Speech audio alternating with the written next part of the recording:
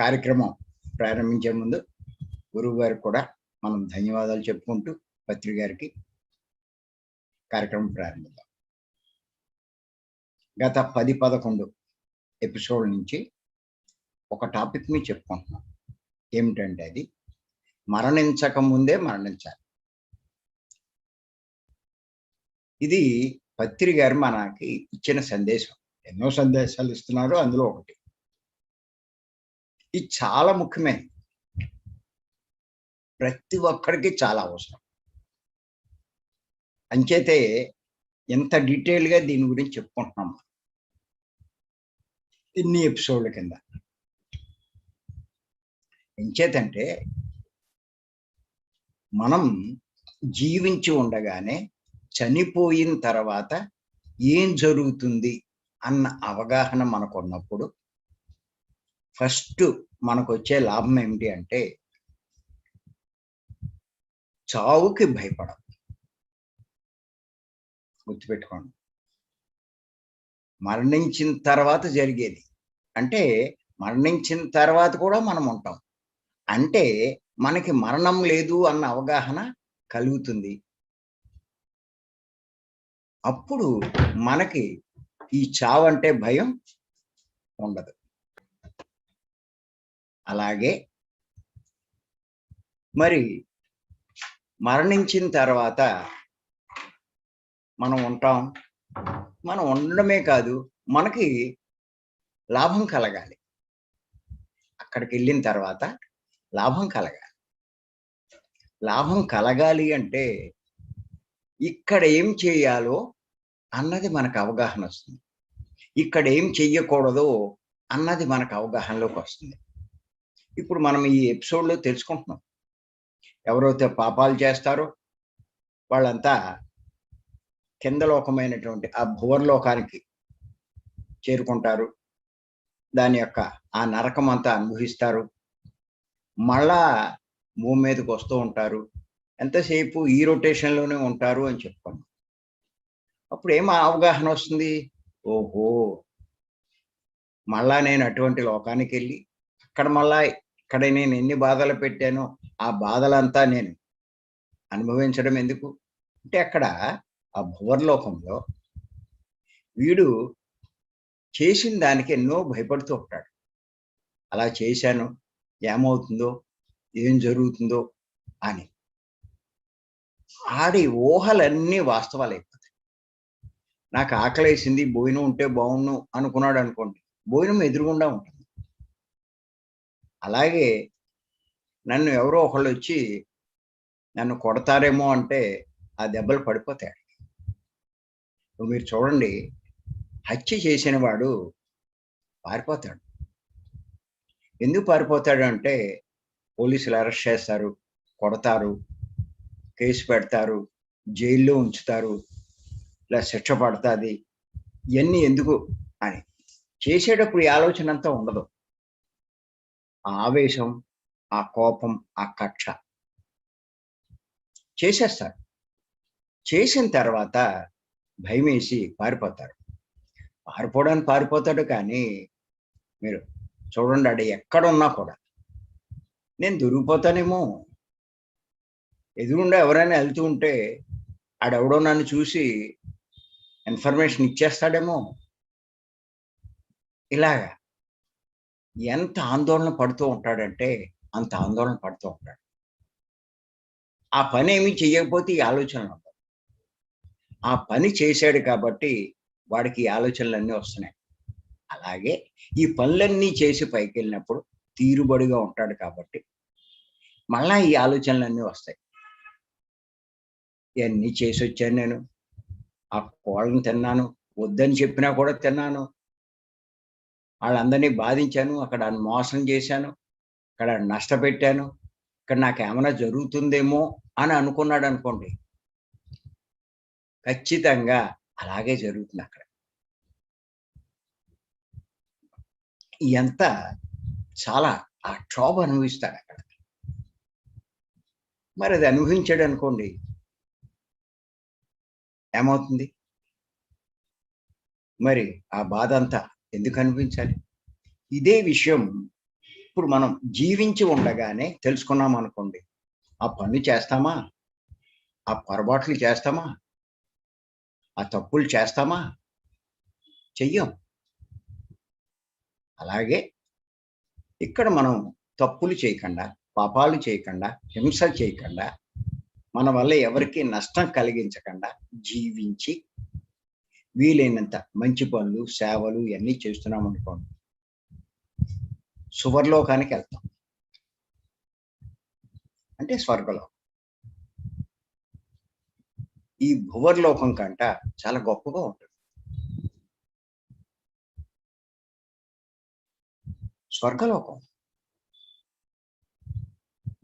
మంచి మంచి సుందర దృశ్యాలుంటాయి. సెలయేళ్ళు, పక్షుల కిలకిలా రావాలు, ఎంతో శ్రావ్యమైన సంగీతం, ఇలాగా చాలా ఆహ్లాదం కలిగించే వాతావరణం ఉంటుంది ఆ సువర్లోకం. అవన్నీ అనుభవిస్తాడు పుణ్యం చేసినవాడు. ఈ విషయం తెలుస్తుంది చనిపోకముందే. ఓహో, మనం పుణ్యకర్మలు చేస్తే, మంచి పనులు చేస్తే అటువంటి లోకానికి వెళ్ళి ఆ భోగమంతా మనం అనుభవిస్తామన్నమాట అన్నది తెలుస్తుంది. అంచేత ఇక్కడ ఏమవుతుందంటే భూమి మీద అది తెలియడం వల్ల తప్పులు చేయరు, వీలైనంత మంచి పనులు చేసే దానికి చేయడానికి ప్రాముఖ్యం ఇస్తూ ఉంటాం. చూడండి, ప్రవర్తన మారిపోతుంది. అంతేకాదు ఇంకొకటి తెలుస్తుంది. ఈ భూమి మీద ఉన్నప్పుడు నేను దేహం అన్నట్టుగా జీవిస్తూ ఉంటాం. కానీ చనిపోయిన తర్వాత దేహం కింద ఉండిపోతుంది, తాను పైకి వచ్చి గాల్లో తేలుతూ ఉంటాడు ఆత్మ. అక్కడ తెలుస్తుంది నేను దేహం కాదు, నేను ఆత్మ. ఎప్పుడైతే ఈ విషయం తెలుసుకున్నాడో, చనిపోయిన తర్వాత జరిగే విషయం తెలుసుకున్నాడో, ఇక్కడ భూమి మీద ఉండగానే దేహం కంటే ఆత్మకి ఎక్కువ ప్రాముఖ్యం ఇస్తాడు.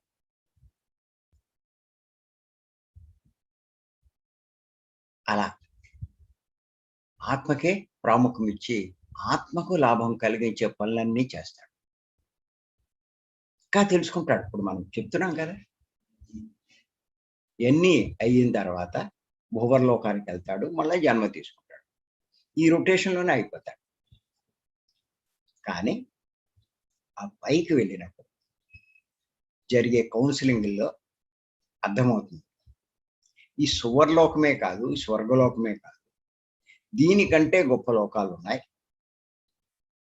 జనాలోకం దాటాక ఆ మహాలోకము, తపోలోకము, సత్యలోకము, వాటికి వెళ్తే ఇంకా గొప్పగా ఉంటుంది అని చెప్పి వాడికి అర్థమవుతుంది. అది అంచేత భూమి మీద ఉండగానే ఓహో, ఈ లోకాల్లో ఈ సువర్లోకము ఇది కాదు, అటువంటి గొప్ప లోకానికి వెళ్ళాలి, దానికి ఏం చేయాలి అన్నది ఎప్పుడైతే ఆడు తెలుసుకున్నాడో, ఎవరు వెళ్తారు ఏమిటి అన్నది తెలుసుకున్నాడో, జీవించి ఉండగానే ఆ పనులు చేయడానికి చాలా ప్రయత్నిస్తాడు. తెలుస్తుంది అక్కడ ఏ కోరికలు ఉండకూడదు, సంకల్పాలు ఉండకూడదు, ఏ ఆశ ఇవన్నీ ఉండకూడదు. నిస్వార్థంగా. అంతకుముందు పుణ్యాలు చేసేవాడు ఆ ఫలితం కోసం. పుణ్యం చేస్తే, దానాలు ఇస్తే ధనం పెరుగుతుంది, లేకపోతే ఇంకా అందరికీ మంచి చేస్తే నాకు మంచి జరుగుతుంది, ఇలాంటి ఉద్దేశంతో చేసేవాడు. ఇవన్నీ సువర్లోకం దాకానే పనిచేస్తాయి. కానీ ఎప్పుడైతే నిస్వార్థంగా, ఇంకా ఏ ఆశ ఏమీ లేదు, అసలు తన కోసం చూడడం, తన భవిష్యత్తు కోసం చూడడం, ఎంతసేపు లోకం కోసం, ఇతరుల కోసం, కష్టపడతాడో అప్పుడు ఆ మహాలోకానికి చేరుకుంటాడు. జనాలోకం పైన ఉన్నటువంటి ఈ విషయం ఎప్పుడైతే తెలుస్తుందో అప్పుడు ఇక్కడ కూడా ఈ కోరికలు, సంకల్పాలు, ఈ తన కోసం ఇవన్నీ వదిలేస్తాడు. వీటి మీద వ్యామోహం వదిలేసి ఎంతసేపు ఇతరుల కోసం, లోకం కోసం పాటుపడి ఆ లోకానికి చేరుకుంటాడు. ఇంకా తెలుస్తుంది. అదే కాదు, నిస్వార్థంగా చేసేటువంటి ఈ సేవలు ఇయే కాదు. మనం తపస్సు చేసి అంటే ధ్యానం చేస్తే ఇంకా దానికంటా పైలోకమైనటువంటి తపోలోకానికి చేరుకోగలుగుతాం అని చెప్పి తెలుస్తుంది. అప్పుడు భూమి మీద కూడా ఈ ధ్యానం చేస్తారు. అంటే తపస్సు చేస్తారు. మరి వాడు శరీరం వదిలేక ఎంత గొప్ప లోకానికి వెళ్తాడో, తపోలోకం అంటే బ్రహ్మలోకం, ఎంత హైయెస్ట్ స్టేజ్కి చేరిపోతాడు. అది ఇక్కడ చేయడం వల్లే అక్కడ చేరుకుంటాడు. ఇది తెలియని వాళ్ళు ఎందుకు ధ్యానం అంటారు, ఏం చేయను అంటారు, చెప్పిన ఎనరు, నాకు ఏం వద్దంటారు. అది అంచేత మరి మరణించక ముందే అంటే మరణించిన తర్వాత జరిగే తెలుసుకుంటే ఇవన్నీ లాభాలు. మన ప్రవర్తన మారిపోతుంది, మన పనులు మారిపోతాయి, మన ప్రాముఖ్యతలు మారిపోతాయి, మన అలవాట్లు మారిపోతాయి, మన బాధ్యతలు మారిపోతాయి. ఇంతకుముందు దేహం నేను కాబట్టి దేహ బాధ్యతలు, ఆత్మ నేను అనే అవగాహన కలిగింది కాబట్టి ఆ బాధ్యతలు మారిపోతాయి. ఆత్మ కోసమే చూస్తూ ఉంటారు. అలా ఎన్ని తెలుస్తాయి బాగా. ఎప్పుడైతే మనం తెలుసుకున్నామో ఇంత మార్పు వస్తుంది, ఎంతో లాభం పొందుతాడు. అందుకే పత్రి గారు మరణించక ముందే మరణించాలని చెప్తూ ఉంటారు. తినే చెప్పరు మన పత్రి గారు. ఆయన చెప్పారు అంటే ఏదో కారణం ఉంటుంది. ఏమీ లేకుండా చెప్పరాయన. ఆత్మలమైన మనము లాభం పొందే విషయాలే పత్రి గారు మనకు చెప్తారు. గుర్తుపెట్టుకోండి. ఏ విషయాలు మనకు లాభం కలిగిస్తాయో అయ్యే చెప్తారు పత్రి గారు. ఇంకో విషయాలు చెప్పరు. దాన్నే అనేక రకాలుగా అనేక కోణాలు మనకి వివరిస్తూ ఉంటారు. ఎంత జాగ్రత్తగా విని అర్థం చేసుకుని మనం ఆచరిస్తామో అంత లాభం పొందుతాం. అంచేత కంపల్సరిగా ప్రతి ఒక్కరికి తెలుసుకోవాలి. కొద్దిగా కరోనా వస్తే విలవిల్లి ఆడిపోతున్నారు. ఇంకోటి, చావుకి ఎవడు భయపడ్డా అంటే చనిపోయిన తర్వాత లాభం కలిగించే పనులు ఇక్కడ భూమి మీద మనం చేశామనుకోండి, ఇంక భయపడేది ఏంటి? ఇప్పుడున్న జన్మ కంట గొప్ప జన్మ మనకు వస్తుంది.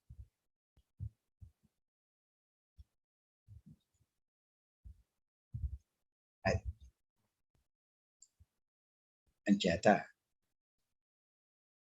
ఇవన్నీ తెలుసుకోవాలి, చాలా అవసరం. ఇంచేతంటే నేను గత కొన్ని క్లాసుల నుంచి చెప్తున్నాను, ఏదో సువర్లోకం దాకా వెళ్ళి వెనక్కి రావడం కాదు, జనాలోకం దాటి ఉన్నటువంటి పై లోకాలకి చేరుకునే ప్రయత్నం మనం చేయాలి. లేకపోతే మనకి అసలు ఇన్ని లోకాలు ఉన్న సంగతే మనకు తెలియదు. ఇప్పుడు నేను స్ట్రెస్ చేసేది ఏంటి అంటే, మనం ఈ భూమి మీద చేయవలసిన కృషి ఏమిటి అంటే, జనాలోకం దాటి ఉన్నటువంటి పై లోకాలకు చేరుకునే ప్రయత్నం చేయాలి. అది మనం చేయవలసింది. సరే, ఏమండి, స్వర్గలోకం అన్ని సుఖాలు భోగాలు భూమి మీదకి వచ్చినా అన్ని సుఖాలు పొందేటప్పుడు ఇంకా పై లోకాలు కూడా మనకెందుకండి, ఇవన్నీ శుభ్రంగా ఎంజాయ్ చేయొచ్చు కదా అనుకుంటారు. కానీ పై లోకాలే, వాటి యొక్క గొప్పతనం వాటిదే. అవి తెలియకపోతే ఇలాగే మాట్లాడతాం. తెలుసుకుంటే ఆ లోకాలకు వెళ్ళడానికి కోసం ప్రయత్నం చేస్తాం. అది. ఇక్కడ ఇంకొక విషయం చెప్తాను. ఏమిటంటే ఎవరైతే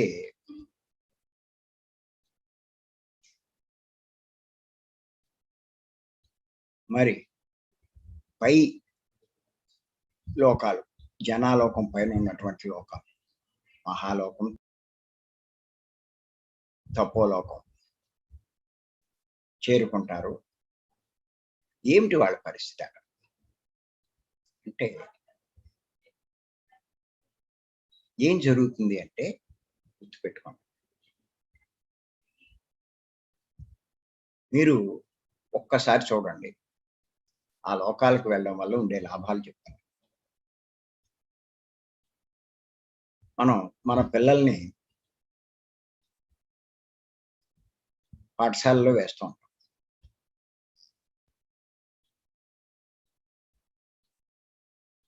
సహజంగా ఎలిమెంటరీ స్కూల్లో చదివే వాళ్ళు ఉంటారు. అలాగే మరి చాలా హై లెవెల్ స్కూల్స్లో, ప్రైవేట్ స్కూల్స్లో అన్ని సౌకర్యాలు ఉన్నటువంటి స్కూల్స్లో కూడా వేసేవాళ్ళు ఉంటారు. కానీ మనం గమనించినట్లయితే ఎవ్వరైనా సరే వాళ్ళకున్న స్థితిని బట్టి వీలైనంత పెద్ద స్కూల్లో వేయడానికే చూస్తారు. అంతేగాని ఎలిమెంటరీ స్కూల్లో వేయడానికి ఎవరు ఇష్టపడరు. దానికి ముఖ్య కారణం ఏంటంటే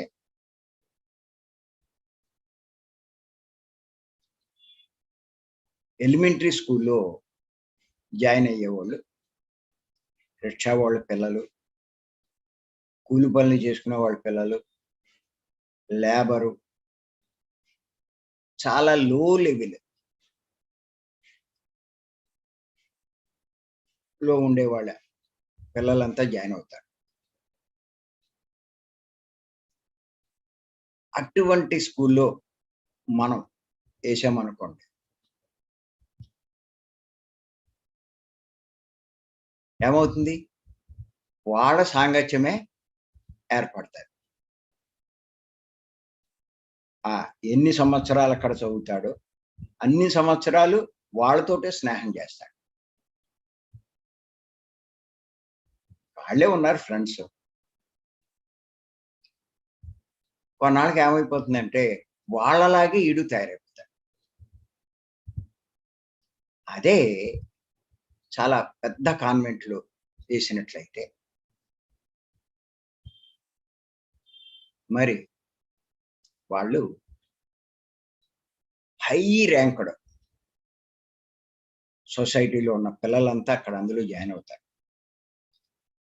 అంటే కలెక్టర్ పిల్లలు, ఐపీఎస్లు, ఐఏఎస్ల పిల్లలు, మినిస్టర్ల పిల్లలు, డాక్టర్ల పిల్లలు, ఇంకా ఎన్నో హై లెవెల్లో ఉన్న వాళ్ళ పిల్లలంతా అట్లా చదువుతారు. వాళ్ళు ఆ స్కూల్లో కనుక మనం వేసినట్లయితే మరి వాళ్ళందరి సాంగత్యం, వాళ్ళతో పాటు కొన్ని సంవత్సరాలు వీడక్కడ చదివినప్పుడు, అక్కడే చదువుకున్నప్పుడు వాళ్ళందరూ ఫ్రెండ్స్ అవుతారు. మీరు అనుకోవచ్చు, ఎవడో ఫ్రెండ్స్ అవుతే ఏమవుతుంది? గుర్తుపెట్టుకోండి, ఈ హై సొసైటీలో ఉన్న వాళ్ళు అందరూ ఫ్రెండ్స్ అయినప్పుడు వాళ్ళు మాట్లాడుకునే విధానం కూడా చాలా హై లెవెల్లోనే ఉంటుంది. వాళ్ళు ఈ చదువు అయిపోయాక నెక్స్ట్ ఏం చేయాలి? అమెరికా వెళ్ళాలా, ఆస్ట్రేలియా వెళ్ళాలా, బ్రిటన్ వెళ్ళాలా, లేకపోతే ఇక్కడే ఇంకా పెద్దదే ఇన్స్టిట్యూషన్తో మనం జాయిన్ అవ్వాలా, దీనికంటే గొప్ప చదివేది? ఈ విషయాలన్నీ వాళ్ళు చర్చించుకుంటారు. వాళ్ళకి ఎలా తెలుస్తాయంటే వాళ్ళ తల్లిదండ్రుల ద్వారా ఇవన్నీ అవగాహనలోకి వస్తాయి. అవి ఇక్కడ వాళ్ళు డిస్కస్ చేసుకుంటారు. వాళ్ళంత గొప్పవాళ్ళు కాబట్టి, ఆ తల్లిదండ్రులు ఐఏఎస్ ఐపీఎస్లు కాబట్టి ఆ విషయాలు చెప్తారు. మీరు ఇది అయిన తర్వాత అది చదవాలి, ఆ లెవెల్కి వెళ్ళాలి, లేకపోతే అమెరికా వెళ్ళాలి, లేకపోతే ఇక్కడికి వెళ్ళాలి అని చెప్పి చెప్తూ ఉంటారు. అయ్యే ఇక్కడ డిస్కషన్ చేసుకుంటారు. అంతేకాదు, చదువు అయిపోయిన తర్వాత ఆ ఏజ్లో ఉన్న ఫ్రెండ్షిప్ జీవితాంతం మర్చిపోలేదు. చిన్నప్పటి నుంచి ఏ ఫ్రెండ్షిప్ ఉంటుందో వాళ్ళని మర్చిపోలేరు. ఆ స్నేహం అలాగే ఉంది. అటువంటి వాళ్ళతో స్నేహం చేసి బయటకు వచ్చినప్పుడు వాళ్ళంతా అటువంటి చదువులు చదవడం వల్ల, అంత హై లెవెల్కి వెళ్ళడం వల్ల సొసైటీలో మంచి పొజిషన్లు వస్తాయి. వీళ్ళకి కూడా గొప్ప గొప్ప వాళ్ళు అవుతారు. అలాంటి వాళ్ళంతా వీళ్ళకి పరిచయమైనప్పుడు మరి చదువు అయిపోయిన తర్వాత కూడా అటువంటి వాళ్ళందరి స్నేహం వాడికి ఉండడం వల్ల గొప్ప గొప్ప పొజిషన్లో ఉన్నవాళ్ళు వీడికి ఏ పనైనా అవలేలుగా ఈజీగా అవుతుంది. అటువంటి సాంగత్యాలు ఉంటాయి. అంచేతే అటువంటి స్కూల్స్లో వేయడానికి ప్రతి ఒక్కళ్ళు ప్రాముఖ్యం ఇస్తారు. అదే ఈ గవర్నమెంట్ ఎలిమెంటరీ స్కూల్లో లేకపోతే ఇటువంటి స్కూల్స్లో జాయిన్ అయిన వాళ్ళు ఎలా ఉంటారు అంటే, ఆ రిక్షా వాళ్ళు, ఆ కూలి వాళ్ళు, ఆ పని వాళ్ళు ఏమవుతుందా ఇంట్లో ఆ తల్లిదండ్రులు అటు తాగేసి వస్తాడు, రోజు దెబ్బలాడుకుంటూ ఉంటారు, కొట్టుకుంటూ ఉంటారు, తిట్టుకుంటూ ఉంటారు. వాళ్ళకి ఇంకంతకన్నా ఏమి ఉండదు. అయ్యే చూస్తూ ఉంటాడు, అయ్యే తెలుసుకుంటాడు. ఇక్కడికి వచ్చాక కూర్చొని చెప్పుకునే కబుర్లు ఏంటంటే ఇలాగే ఉంటాయి. ఈరోజు మా నాన్న వచ్చి మా అమ్మని తన్నాడు, లేకపోతే మా అమ్మ మా నాన్న దెబ్బలు భరించలేక వదిలేసి వెళ్ళిపోయింది. ఇలాగ ఉంటాయి ఇవన్నీ. ఈ విషయాలే తెలుస్తాయి, అంతకని ఇంకేం తెలియదు. ఈడు చివరికి అలాగే తయారైపోతాడు. తాగాలనుకుంటా, లేకపోతే ఆడు సిగరెట్ కాల్చుతుంటే మనం సిగరెట్ కాల్చాలనుకుంటా, ఇలాంటి వాడి అలవాట్లే ఆడి తల్లిదండ్రులు ఆడు చేసుకుంటాడు. ఇక్కడ అయ్యే ఈడికి అలవాటు చేస్తాడు. అలా అవుతుంది. అందుకే ఎవ్వరూ కూడా ఈ కింది స్థాయి స్కూల్స్లో వేయడానికి ఇష్టపడరు. మరి హై లెవెల్ స్కూల్స్లో వేసినట్లయితే అన్ని రకాలుగాను వాడు భవిష్యత్తు బాగుంటుంది. కాబట్టి ఎంత కష్టమైనా అయినా సరే వీలైనంత ఆ పెద్ద స్కూల్స్లో వేయడానికే ఇప్పుడు అంతా ప్రయత్నిస్తారు. అలాగే గుర్తుపెట్టుకోవాలి. మీరు జనాలోకం కింద లోకాలు, భువర్లోకము అవన్నీ మీరు చేరుకున్నట్లయితే అక్కడ ఏమవుతుంది? మీకంటే ముందు వచ్చిన వాళ్ళు ఉంటారు బోల్డ్ మంది. అక్కడ ఎవరుంటారు? ఆ భువర్లోకం నేరాలు చేసిన వాళ్ళు, తప్పులు చేసిన వాళ్ళు, పాపాలు చేసిన వాళ్ళు, హింస చేసిన వాళ్ళు, వాళ్ళంతా ఉంటారు. వాళ్ళతో సాంగత్యం ఏర్పడుతుంది. ఏం తెలుస్తుంది? వాళ్ళు ఏం చెప్తారు? నేను అది చేసి వచ్చాను, వీడిని చంపొచ్చాను, లేకపోతే ఆ మేకను తిన్నాను, కోడిని తిన్నాను, ఇలా తిని ఇలా వచ్చాను, ఇలా గొడవలు పడ్డాను, లేకపోతే ఇలాగే ఇవన్నీ చెప్పుకుంటూ ఉంటాడు. ఇంకంతకన్నా ఏం తెలుస్తుంది? వాడికి తెలిస్తే కదా వీడికి చెప్పడానికి, వీడికి తెలిస్తే కదా వాడికి చెప్పడానికి. కానీ ఎవరైతే జనాలోకం దాటి పై లోకాలకి చేరుకుంటారో వాళ్ళకి ఎటువంటి వాళ్ళంటే చెప్పుకున్నాం కదా, మహాలోకం వెళ్ళాలంటే నిస్వార్థంగా సేవ చేసేవాళ్ళు వాళ్ళంతా ఉంటారు అక్కడ. అలాంటి వాళ్ళు ఓ గాంధీ మహాత్మ, ఓ మదర్ తెరిసా, అలాంటి వాళ్ళ యొక్క సాంగత్యం ఏర్పడు. చూడండి, తాగుబోతుతో మీరు సాంగత్యం చేస్తే ఎలా ఉంటుంది? ఓ పేకాట ఆడేవాడితోటి, ఓ గాంధీ గారు లాంటి వాళ్ళతోటి ఎంత ఆదర్శవంతమైన మాటలు వస్తాయి, ఎంత గొప్ప మాటలు వస్తాయి. వారి మాటలు వినడానికే కదా, వారి సందేశాలు వింటున్నాం కదా, ఇప్పటికీ ఆయన అన్ని మనం వింటున్నాం కదా. మరి అలాంటి వాళ్ళతో జరిగే సాంగత్యం ఎలా ఉంటుందో ఒక్కసారి. అలాగే తపోలోకానికి మనం చేరుకుంటే ఎవరుంటారు? అంతా తపోధనులు ఉంటారు, తపస్సు చేసిన వాళ్ళు. ఓ రమణ మహర్షి, స్వామి వివేకానంద, వీరబ్రహ్మేంద్ర స్వామి, ఇలాంటి స్థాయిలో ఉన్న వాళ్ళంతా, అంత తపస్సు చేసే వాళ్ళంతా ఉంటారు. ఎంతో జ్ఞానం సంపాదించుకున్న వాళ్ళు ఉంటారు. అక్కడ వాళ్ళతో సాంగత్యం జ్ఞానపరంగా ఉంటాయి, కానీ ఇంకోటి ఉండవు.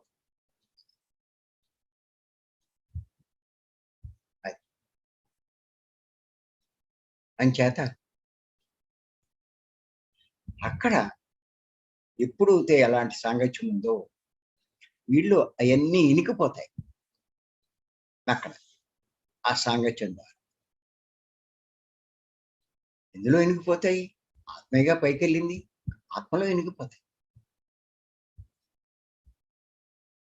మరల జన్మ తీసుకున్నప్పుడు అవన్నీ బయటకు వస్తూ ఉంటాయి ఆత్మలో.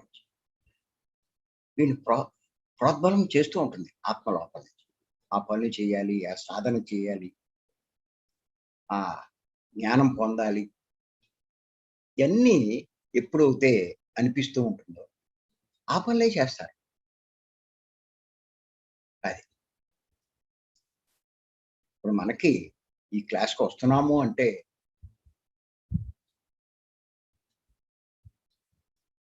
లోపల నుంచి వచ్చిన ప్రోద్బలమే కదా. లేకపోతే ఈ క్లాస్కి ఎందుకు వస్తాం?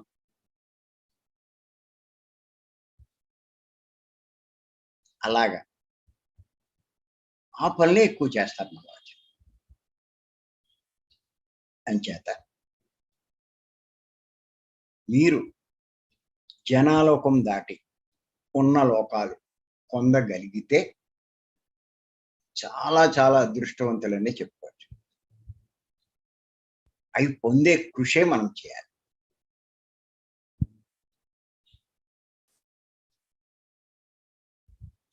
అంతేకాదు, ఇంకా అడ్వాంటేజ్ ఏంటంటే జనాలోకం కింద ఉన్న వాళ్ళ ఏం జరుగుతుందంటే మళ్ళా జన్మ తీసుకోవాలి అంటే వాళ్ళ ఎంచుకున్న కర్మలను బట్టే వాళ్ళకి జన్మ ఇవ్వబడుతుంది. కోరుకున్న జన్మ రాదు. ఎంచుకున్న కర్మల్ని బట్టే జన్మ వస్తుంది. అన్ని పాపాలు చేశాడు, నాకు భోగవంతమైన జన్మ కావాలి అంటే ఎలా వస్తుంది? రాదు.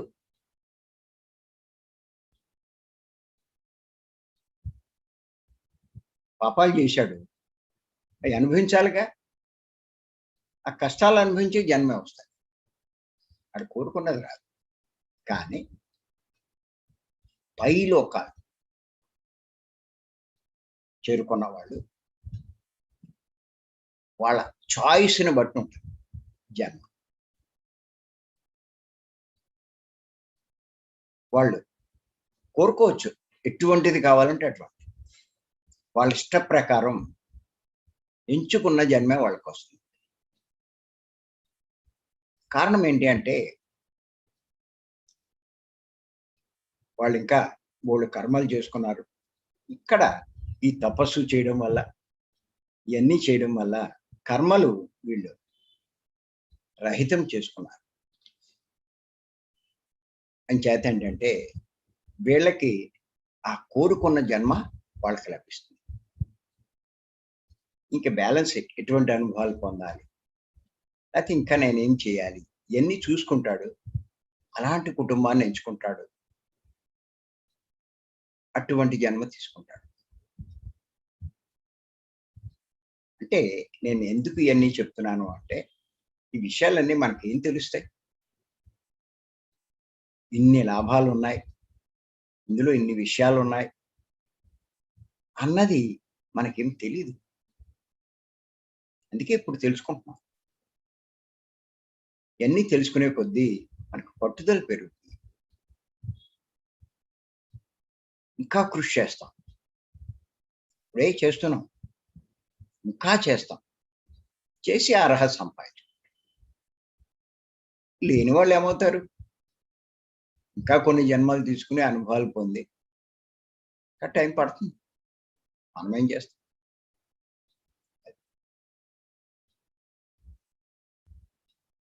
చేసుకున్నవాడికి చేసుకున్నంత. అంచేత ఎవ్వరైనా సరే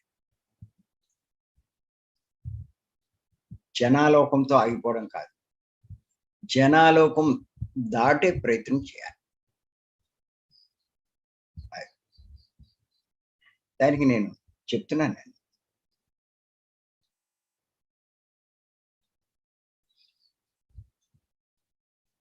సాత్విక గుణంలో రావడం కాదు. సాత్విక గుణం దాటి ఇంకా మనం వెళ్ళాలి. పరిసాత్వికము, మహాపరిసాత్వికము. శుద్ధము, పరిశుద్ధము, మహాపరిశుద్ధం. పరిశుద్ధము, ఆ స్థాయికి మనం చేరుకోవాలి. అసమాషి ఏం కాదు. బాగా సాధన బాగా చేయాలి. స్ట్రిక్ట్‌గా ఆహార నియమాలు పాటించాలి. ఇప్పుడు ఎవరికైనా సాధ్యం. ఎందుకు ఆ స్థాయికి వెళ్ళాలి అంటే, ఆ స్థాయికి వెళ్ళిన వాడే ఇప్పుడు మనం గత కొన్ని క్లాసులు చెప్పుకున్నాం. భగవద్గీతలో చెప్పినట్టు భగవంతునికి ఇష్టులవుతారు.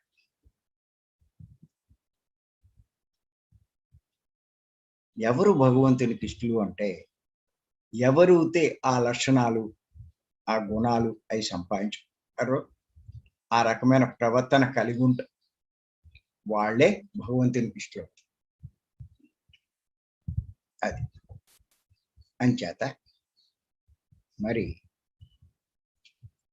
అటువంటి ప్రవర్తన మనం కలిగి ఉండాలి.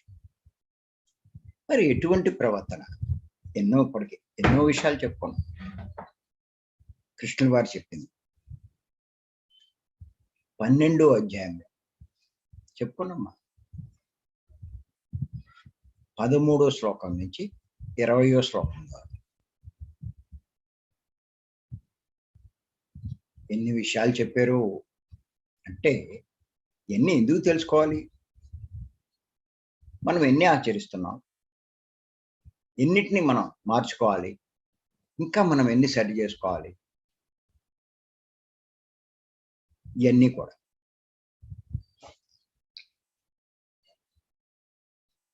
మనకి చాలా ఉపయోగపడతాయి. ఇవన్నీ ఇవేమీ తెలుసుకోకపోతే అయమయమే, గందరగోళమే. అంచేత ఖచ్చితంగా మనం శ్రీకృష్ణుల వారు చెప్పినట్టు దైవానికి ఇష్టలయ్యేట్టు ఉండాలి. మనకి దేవుడు అంటే ఇష్టం కాదు. దేవుడికి మనం ఇష్టలు అవ్వాలి. ఇంకా కొన్ని విషయాలు చెప్పుకుందాం. ఇటువంటి ప్రవర్తన మనం కలిగి ఉంటే దైవానికి మనం ఇష్టలు అవుతాం, భగవంతునికి మనం ఇష్టలు అవుతాం. వాడు గొప్పవాడు. ఎంతో మంది ఉన్నారు భగవద్భక్తులు. కానీ అందరికంటే ఎవరు గొప్పవాడు అంటే భగవంతునికి ఇష్టలైన వాడు. కొన్ని విషయాలు 12వ అధ్యాయంలో 18వ శ్లోకం, 12వ అధ్యాయంలో 19వ శ్లోకం ఏంటంటే, ఆ శ్లోకం సమశత్రోచ మిత్రేచ తదా మానవమానయోః శీతోష్ణ సుఖదుఃఖేషు సమస్సజ్ఞ వివర్జిత. దీని తాత్పర్యం ఏంటంటే శత్రువుని యందు మిత్రుని యందు సమానంగా ఉండాలంట. సహజంగా శత్రువుని యందు మిత్రుని యందు అలాగే సమానంగా ఉండాలి. మాన అవమానాల యందు శీతోష్ణ సుఖదుఖాలందు సమానంగా ఉండేవాడు. దేని యందు ఆసక్తి లేనివాడు నాకు ఇష్టడు అన్నాడు ఆయన. శత్రువుని యందు మిత్రుని యందు సమానంగా ఉండేవాడు. మాన అవమానాలందు శీతోష్ణ శీతము ఉష్ణము సుఖ దుఃఖములందు సమానంగా ఉండేవాడు. దేని యందు ఆసక్తి లేనివాడు నాకు ఇష్టడు అన్నాడు.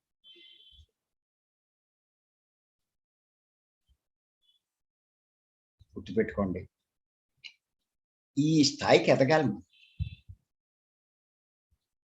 సహజంగా మనకి మన మిత్రులు అంటేనే ఇష్టం, శత్రువు అంటే ఇష్టం ఉంది. కానీ ఇద్దరి పట్ల సమానంగా ఉండగలగాలి. నీకు మిత్రుడు ఎంతో శత్రువు అంతే. ఈ స్థాయికి ఎదగడం అంటే సామాన్యమైన విషయం కాదు. అది ఆత్మజ్ఞానికే సాధ్యం.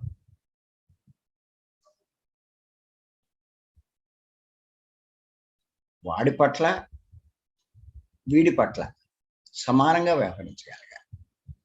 కారణం ఏంటంటే ఆడుతానే వీడుతానే ఆ స్థాయికి వెళ్ళినటువంటి ఆత్మజ్ఞానికి అంచేత ఇద్దరి పట్ల సమానంగా ఉంది. నేను ఈ పత్రికని విషయంలో మనకి అన్నీ బాగా అర్థమవుతాయి ఆయన ప్రవర్తన చూస్తే. ఎంచేతంటే పత్రి గారిని ఇష్టపడే వాళ్ళు ఉన్నారు, పత్రి గారిని విమర్శించే వాళ్ళు కూడా ఉన్నారు.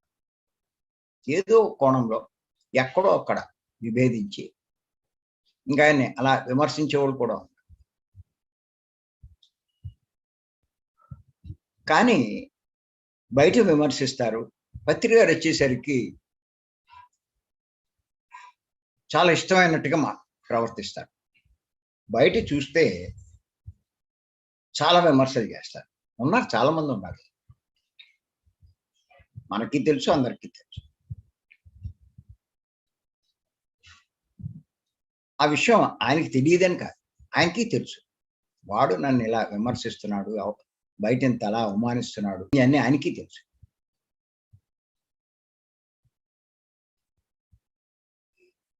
కారణం ఏంటంటే పత్రి గారికి ఎదటివాడి మనసులో అనుకునేదంతా ఆయనకి తెలుస్తూ ఉంటుంది.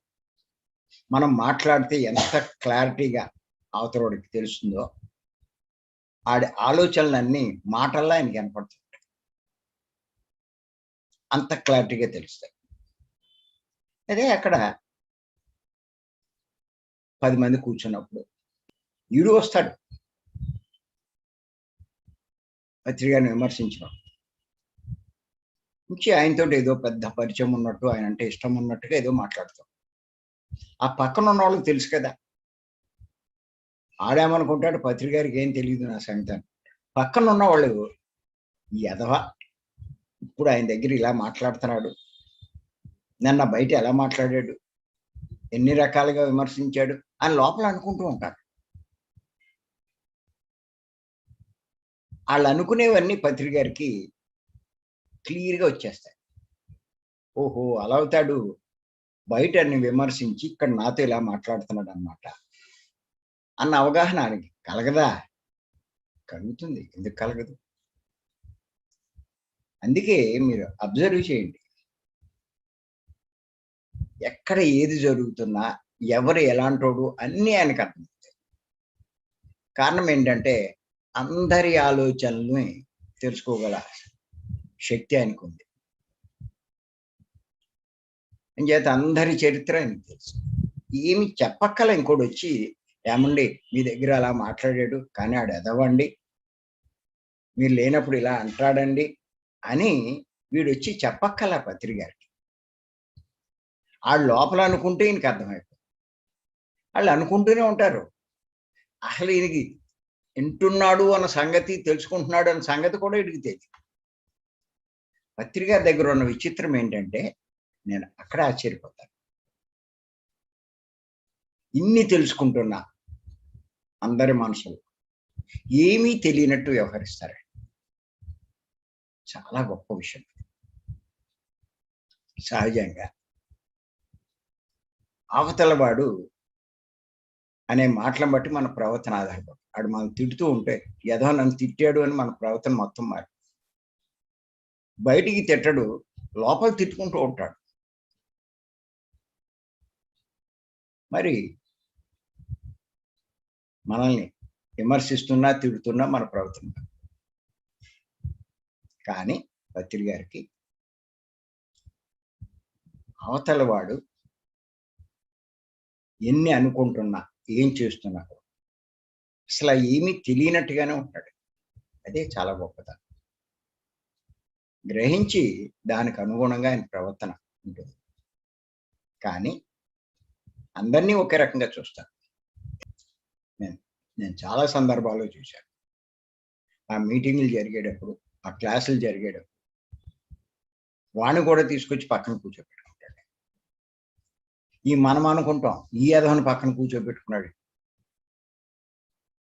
మొన్నటిదాకా అంత అలా విమర్శించాడు, వాడి చేతే మాట్లాడిస్తాడు. కొంతమందికి చాలా కోపం వస్తుంది. మేము ఇన్నాళ్ళ నుంచి ఈయన ఇంత ఇది చేస్తూ ఉంటే మమ్మల్ని పక్కన పెట్టి ఆ ఎదవని పైకి తీసుకొచ్చి మాట్లాడిస్తారండి అనేవాళ్ళు కూడా ఉన్నారు. అది కూడా నాకు తెలుసు.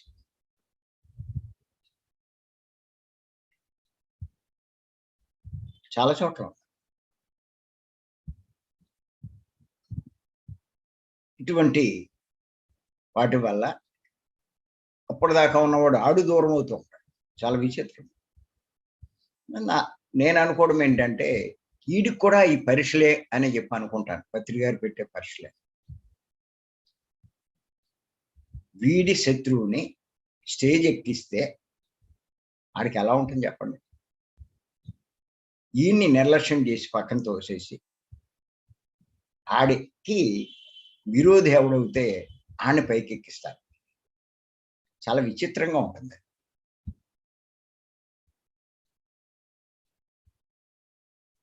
అంటే వీడికి ఇది ఒక పరీక్ష.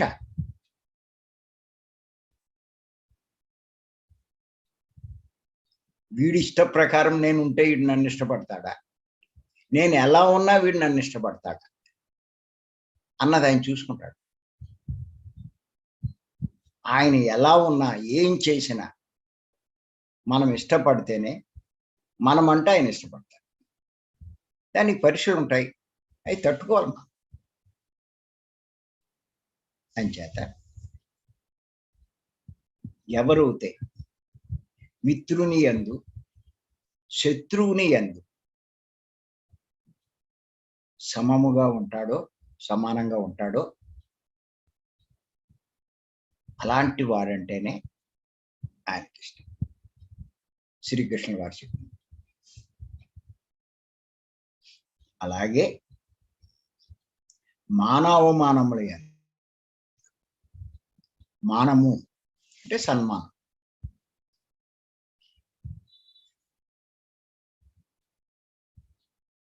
వాడిని ఎన్నో ప్రశంసిస్తారు. ప్రశంసలు పొంగిపోకూడదు.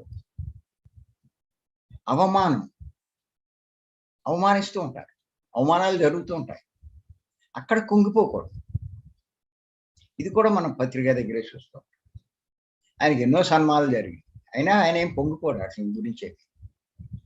అలాగే ఎంతో అవమానం జరిగింది 2013లో TV9 వాళ్ళు ఎంత అవమానించాడు. ఇన్ని దేశాల్లో ఇంత పలుకుబడి ఉన్నాయి, ఇంతమంది ఇంతలా భావించారు, చాలా హీనంగా, నీచాతి నీచంగా లేని చూపెట్టి ఎంత అవమానించాడో. అయినా దాన్ని ఏం పట్టించుకోడు. ఆయన సన్మానాలు జరిగిన అలాగే ఉన్నాడు, ఆయన అవమానాలు జరిగిన అలాగే ఉంటాడు. అలాగే ఆయనకి ఇష్టులైనటువంటి వాళ్ళు కూడా ఎన్నో రకాలుగా ఆయన ఇబ్బందులు పెట్టారు. అయినా దాన్ని ఏం పట్టించుకోలేదు. ఆ స్థాయికి మనం ఎదగాలి. శీతోష్ణాలను, అతి శీతలము, అతి ఉష్ణం, విపరీతమైన ఎండలు కాస్తున్నాయి, గాల్పులు చూడండి ఎలా గట్టిగా ఎండలు కాస్తున్నారు. ఎన్ని అంటూ ఉంటారు పొద్దున్న సాయంకాలం దాకా. ఎండలు చంపేస్తున్నాయి, తట్టుకోలేకపోతున్నాం, చేస్తున్నాం. పాడెండలు ఇలాగా ఎన్ని మాట్లాడతామో వాతావరణం గురించి.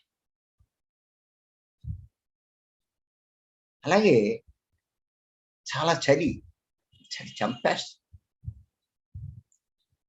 మరీ ఇంత విపరీతంగాన అని చెప్పి ఏదో అంటూనే ఉంటాం. కానీ ఎవరైతే అతి ఉష్ణమైన, అతి శీతలమైన సమానంగా వ్యవహరించాలి. అది శ్రీకృష్ణుల వారు చెప్పింది.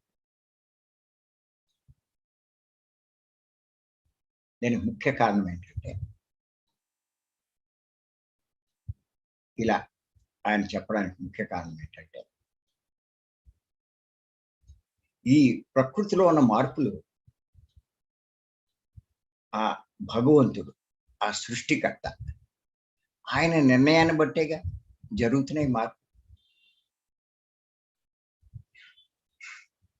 ఏ వాతావరణం ఏదున్నా అంత ప్రకృతేగా.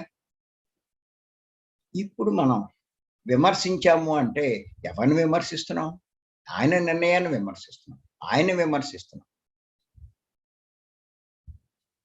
ఆయన్ని విమర్శిస్తే మనం అంటే ఆయన ఇష్టపడతాడా? అన్నిటినీ స్వీకరించాలి, సంతోషంగా అంగీకరించాలి. అలాగా ఎవరైతే అన్నిటినీ స్వీకరిస్తారో, అంగీకరిస్తారో, మరి భగవంతుని ఇష్టపడిన వాడి కింద లెక్క. ఓసారి నేను మొదట్లో పత్రి గారితో ఓ రోజు హైదరాబాద్లో ఆటోలో ప్రయాణం చేస్తాను ఆయనతో. ప్రయాణం చేస్తూ ఉంటే అప్పుడు ఎండ బాగా ఉంది. ఆయన ఏదో ఆలోచిస్తున్నారు, ప్రోగ్రామ్స్ గురించి, దేని గురించి. ఆయన ఏదో రికార్డింగ్ అనుకుంటా, అప్పుడు మ్యూజిక్ ఏదో రికార్డ్ చేయడానికి వెళ్తున్నాం స్టూడియో. ఆయన దాని మీద దృష్టి పెట్టారు. నేను పక్కన కూర్చుని తిన్నగా ఉంటాను. ఎంత ఎండగా ఉందండి ఇవాళ. ఒకసారి ఊరుకున్నాడు, మళ్ళా అంటే మళ్ళా ఊరుకున్నాడు. మూడోసారి అన్నప్పుడు ఒకటే మాట,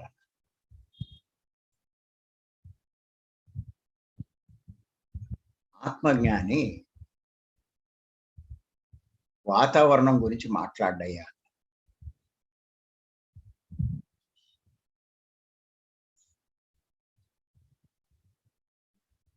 నాకు మతిపోయింది. ఆత్మజ్ఞాని వాతావరణం గురించి మాట్లాడారు.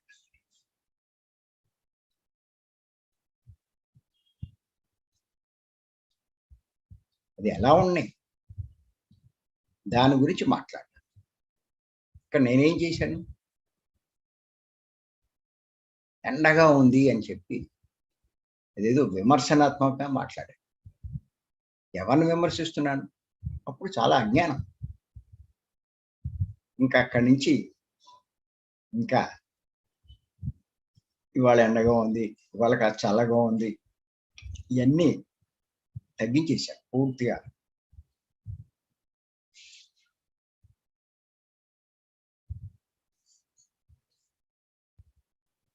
మన నోటమ్మట వాతావరణంలో జరిగే మార్పులు కానీ ఇవి కానీ రాకూడదు, విమర్శించకూడదు, తిట్టుకోకూడదు.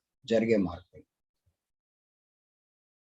ఇవన్నీ మీరు చేస్తున్నారు అంటే మీరు చాలా అజ్ఞానంలో ఉన్నట్లే గుర్తుపెట్టుకోండి. ఆ స్థాయికి ఎదగాలి. వాటిని సమదృష్టితో తీసుకోవాలి. ఎన్ని రకాలుగా ఉన్నా సరే వాతావరణం సమదృష్టితో ఉండాలి.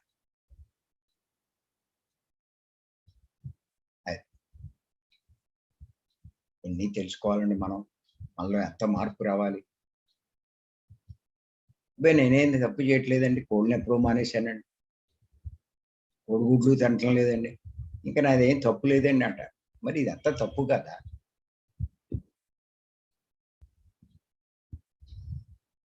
ఇవి నీ ఎదుగుదలను అవరోధం కాదా? ఇలా మనం ప్రవర్తిస్తే, మాట్లాడితే. అంచేత గుర్తుపెట్టుకోండి ఈ విషయం. మీరు నిజంగా ఆత్మజ్ఞానం ఉంటే వాతావరణం గురించి కానీ, వాతావరణంలో మార్పుల గురించి కానీ ప్రస్తావించడం, విమర్శించుకోవడం ఏం చేయకూడదు. భరించలేకపోతున్నారు, సహించండి అంతే. సమదృష్టి, సమానంగా ఉండాలి. అలాగే సుఖ దుఃఖాలను ఏమన్నారంటే కృష్ణుల వారు, శత్రువుని యందు, మిత్రుని యందు, మానమునందు, అవమానమునందు, ఉష్ణమునందు, శీతలమునందు, అలాగే సుఖంలో కానీ దుఃఖంలో సమానంగా ఉండాలి. సుఖం కలిగింది, నా అదృష్టమే అదృష్టం అనుకోవడం, దుఃఖం కలిగితే నా బతికి ఇలా అయిపోయింది అనుకోవడం, ఇదంతా అజ్ఞానమే. ఇలాంటి స్థితి ఉంటే నువ్వు దైవానికి, భగవంతునికి ఇష్టడు కాలేవు. సుఖం కలిగింది, నువ్వు ఎవరిని దాన్ని ప్రశంసిస్తావు? ఇంతకుముందు చేసుకున్నదే నువ్వు అనుభవిస్తున్నావు. దుఃఖం కలిగింది, ఎవరిని నిందిస్తావు? దేవుడు నన్ను ఇలా కష్టపెట్టేశాడు అంటే దేవుణ్ణి నిందిస్తావా? నువ్వు చేసుకున్న పాపమే కదా ఇప్పుడు నీకు ఇలా వచ్చింది. కార్యకారణ సిద్ధాంతం. నువ్వు చేసుకున్న ఆ పని వల్ల ఇప్పుడు నీకు ఇది జరిగింది.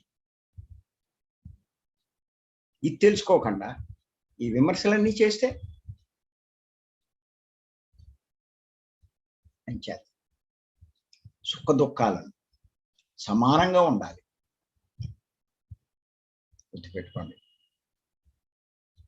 భగవంతునికి ఇష్టడు కావాలంటే సృష్టిలో జరిగే మార్పులు నీ జీవితంలో ఉండేవి అన్నిటినీ సమానంగా తీసుకోవడమే. యాక్సెప్ట్ చేయి. ఇంకా ఆయన ఏమన్నాడంటే, దేని యందు ఆసక్తి లేనివాడు, దేని యందు ఆసక్తి ఉండకూడదు, వాడే నాకు ఇష్టడు అన్నాడు. ఎందుకు నీకు ఆసక్తి? డబ్బు ఉండాలి, లేకపోతే భోగాలు ఉండాలి, వాడికి ఉన్నటువంటివి ఉండాలి, అది సంపాదించాలి, ఇది పొందాలి, వాడు పోవాలి, వీడు నాశనం అవ్వాలి, వాడికి శిక్ష పడాలి. ఎందుకు నీకు ఇవన్నీ? వేటి యందు ఆసక్తి చూపించు. కృష్ణుల వారు చెప్పారు. ఈ స్థాయికి ఎదగాలి మనం. ఈ స్థాయికి మనం ఎదిగినప్పుడే ఊర్ధ్వలోకాలు, జనాలోకం దాటి ఆ లోకం చేరుకునే అర్హత మనం పొందుతాం. అంతేకాదు ఊరికే వచ్చేవాడు, నేనేదో కాస్త పుణ్యం చేశాను, సేవ చేశాను అంటే నువ్వు సువర్లోకం దాకానే వెళ్తావు. దాటాలి.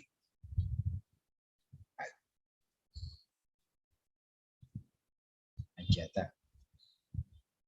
బాగా బాగా తెలుసుకోండి. ఎన్ని మార్పులు తెచ్చుకోవాలో, ఎన్ని చెప్పుకుంటున్నామో, ఆత్మజ్ఞాన లక్షణాలు ఎలా ఉండాలి, అలాగే భగవంతునికి ఇష్టం ఇవ్వాలంటే ఎలాంటి క్వాలిటీస్ మన దగ్గర ఉండాలి, ఇవన్నీ కూడా మనం బాగా తెలుసుకొని ఆ స్థాయికి ఎదిగే ప్రయత్నం మనం చేయాలి. ఎదుగుదాం, చేద్దాం. సాధన తీవ్రతరం చేయండి. మీకు తెలియకుండానే మీ ప్రవర్తనలో మార్పు వస్తుంది. మీ మనసు శుద్ధి కాకుండా, మీ మనసులో మార్పు రాకుండా మీరు ఎన్ని అనుకున్నా మీ ప్రవర్తనలో మార్పు రా. మీ ప్రవర్తనలో మార్పు రావాలంటే మనసులో మార్పు రావాలి. మనసులో మార్పు రావాలంటే రెండే: తీవ్ర ధ్యాన సాధన, సాత్వికమైన శాకాహారం. తీవ్ర సాధన అంటే గంటలు గంటలు ధ్యాన స్థితిలో ఉండాలి, ఆలోచన లేని స్థితిలో ఉండాలి. చేత సాధన పెంచుకుందాం, గొప్ప మార్పు తెచ్చుకుందాం, గొప్ప లోకాలకి చేరుకుందాం. చనిపోయిన తర్వాత ఏమి ఉండదేమో, చాలా మందికి అసలు ఏం తెలియదు, ఇంకేముంది అంటారు. కొంతమంది చావే లేదంటారు. చేతిది ఇన్ని కోట్ల జనాభాలో ఇప్పుడు మనం కొద్ది మంది తెలుసుకుంటాం. ఎంత అదృష్టవంతులు అండి మనం. చేత మరి ఈ అవకాశం ఇచ్చింది మీ అందరికీ నేను మరొక్కసారి ధన్యవాదాలు.